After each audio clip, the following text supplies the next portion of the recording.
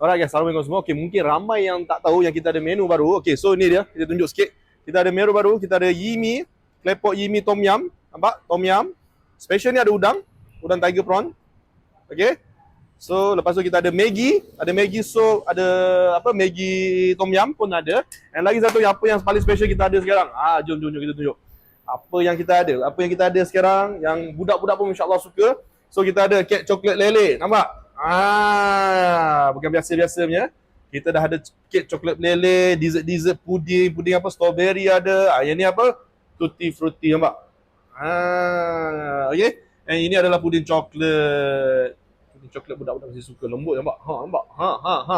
So siapa-siapa yang belum pernah cuba, korang boleh datanglah singgah kedai kami, okay? Untuk yang puding ni dia tak ada dalam list menu lagi. So korang boleh ambil dekat sini and korang boleh terus bayar dekat kaunter. Alright. So itu saja. Assalamualaikum. Bye.